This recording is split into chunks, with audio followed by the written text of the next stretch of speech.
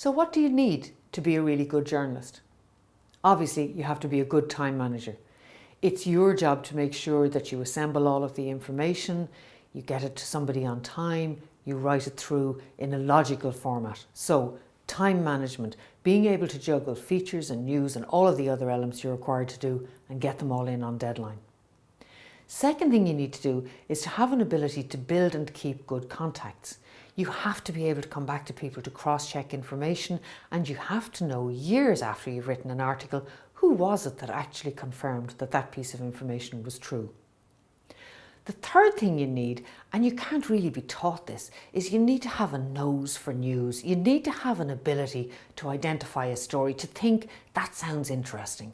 People would want to read about it or listen to it or hear about it on radio or television.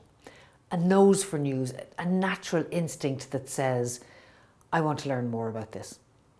And the fourth element you probably need is an interest in the English language.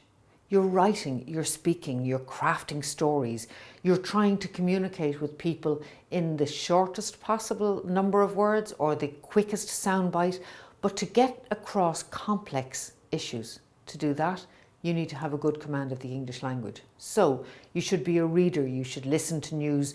News people live listening to and watching news all day long. People who work as journalists constantly read, watch them. It doesn't matter whether it's a novel or it's a very important report that they must read. They're constantly reading. So an interest in English, develop the English language skills. At the end of the day, if you're working as a journalist, I don't think anything beats seeing your byline, seeing your name on the end of an article that says it was written by you, or you're the person who signs off on radio or television. You can't beat it. But it's a huge responsibility because the words that you use and the way that you write and the angle that you take to craft a story hugely influences people's minds. You're reaching thousands, perhaps millions of people with your interpretation of how a story happens. That's an awesome responsibility, but it's also a tremendous opportunity.